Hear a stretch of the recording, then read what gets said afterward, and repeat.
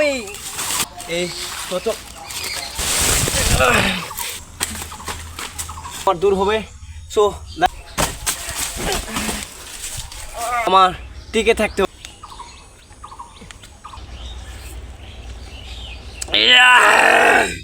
আমার ওই পারে মনে হয় নদী বা জল করে দেখাও।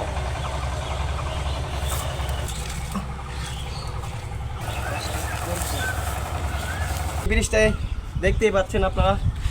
এখানে এই মুহূর্তে আমি ঠিক জানি না কতটা উঁচু আছি। এখান থেকে জাম্প করে আজকে আপনাদের যেই সিসিলিয়ানের যেই চারতলা বিঘার যে জঙ্গলটা, ওই জঙ্গলটায় কীভাবে টিকে থাকতে হয়, এখানে আটকা পড়লে কীভাবে বাঁচতে হয়, এটা আজকে আপনাদের দেখাবো। So follow me. যাই হোক, এই মুহূর্তে আমি সেই হেলিকপ্টার থেকে ল্যান্ড করলাম মাটিতে। আমি সজোরে ব্যথা পাইছি আর আমার পাটা মনে হয় একটু কাটা পড়ছে। এখানে অনেক জোক আদার্স অনেক ঘন জঙ্গল, যেখান থেকে আমার এই কাটায় আঘাত পেতে পারি। তো আপনারা দেখেন। আমি বেয়ার গ্রিলস। আজকে আপনাদের দেখাবো এই জঙ্গলে কিভাবে সাদিয়া, সুমিয়া, নুসরাত, লাবণী, কেয়া, হিমু, বৃষ্টি, বর্ষা এদের মতো হিংস্র সব ডাইনোসর, নাগিন এদের খবল থেকে কিভাবে রক্ষা করতে হয় নিজেকে আজকে আপনাদের শেখাবো। এই সমাজে কিভাবে টিকে থাকতে হয় আর এই মেয়েদের হাত থেকে রক্ষা পেতে হয়। আর এই জঙ্গলটায় থেকে আমার কিছু সারভাইভ, এখানে যদি টিকতে পারি পৃথিবীর প্রত্যেকটা জায়গায় আমি টিকতে পারবো। সো এখানকার প্রত্যেকটা স্টেপ, প্রত্যেকটা পদক্ষেপ যেন আমার নিজের একটা শিক্ষা, যা আমার সারা জীবন স্মরণীয় হয়ে থাকবে। অবশেষে মনে হলো যে এই পাহাড় থেকে উঠে মনে হলো যে একটা সমতল জায়গা অর্থাৎ সমতল ভূমি যেটা আমি পাইছি, এখানে হাঁটা চলাফেরা করা অনেক সহজ হবে। এখান থেকে সামনের দিকে দেখতে হবে, দেখি সামনে কোনো কিছু দেখা মিলে নাকি। আমি গুটি গুটি পায়ে মেসির মতো সামনের দিকে এগিয়ে গেলাম। আমার ঠিক বাংলাদেশ ফ্রিডম ফাইটার অর্থাৎ ৭১ সালের মুক্তিযুদ্ধর মতন। আর আমি এগিয়ে গেলাম কঠিন বুকে সাহস নিয়ে, কিন্তু কিছুটা নার্ভাসনেস আর কিছুটা ভয় কাজ করতেছে, যা হাঙ্গায়ের মায়াকে কাছ থেকে আমার শিখা।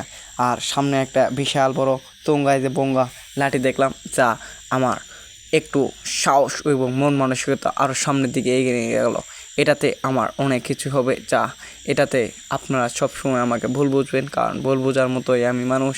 কিন্তু আমাকে কেউ মন বোঝে না, এই জন্য আমার প্রেম হয় না। কিন্তু প্রেম হয় না তাতে আমার কী হয়েছে, কিন্তু দুঃখজনক হলেও আমার কখনো দুঃখ নাই, কারণ আমি সবসময় নাটক করি।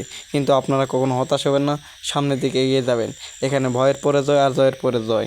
কবি রবীন্দ্রনাথ ঠাকুর বলেছে, যদি না পারো তার না পারো, তাতে তোমার হারবাল খাওয়া লাগবে যুগের তেল, কিন্তু সামনের দিকে এগিয়ে যাওয়া লাগবে কঠিন একটা সাহস নিয়ে। আমার বুকে তো সাহস বেশি, এই জন্য আমি আগে যাই, কিন্তু আগে সবসময় যাই আর আগে সবসময় মারা খাই।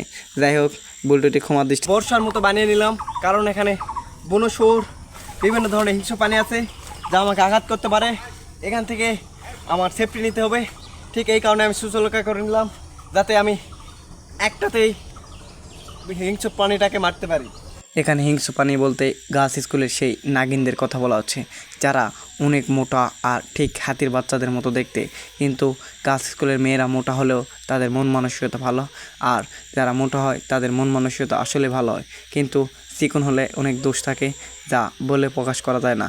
কেউ চিকন হলে বলে গাঁজা খায়, নেশা করে, বিভিন্ন ধরনের মাস্টারবেশন আদার্স অনেক কিছুই বোঝায়। কিন্তু এখন সমাজে এমন এখানে টিকে থাকায় অনেক কঠিন, বিভিন্ন ধরনের বিভিন্ন মতামত, যা শুনে মেজাজ খারাপ। অবশেষে এই মুহূর্তে একটা গুয়ার মতো দেখতে পেলাম, আর অনেকক্ষণ থেকে খাবার খুঁজতেছি, কিন্তু খাবারের কোনো দেখা মিলতেছে না।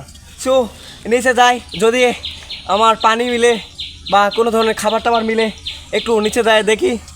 তো এখানটায় নিচে নামলাম, জানো এটা গুহা না, এটা সেই সুমায়া নামের মেয়ের গুহা, যা এখানে হাজারো মানুষ ডুবে যাবে। এখানে নিন থাও পাওয়ার কোনো অপশান নাই, এখানে সমুদ্রের মতো আপনি হারিয়ে যাবেন। কিন্তু আমার বুকে সাহস নিয়ে নিচের দিকে নামলাম, কিন্তু এখানে তাই এতটাই ঘন, যা এখানটায় বিচ্ছিরি, আর এখানটার পরিবেশটা এতটাই নড়বড়ে, যা আপনাকে বলে বোঝাতে পারবো না, কিন্তু সামনের দিকে এগিয়ে যেতে হবে। অবশেষে এই গুহাটায় নামলাম। এখানে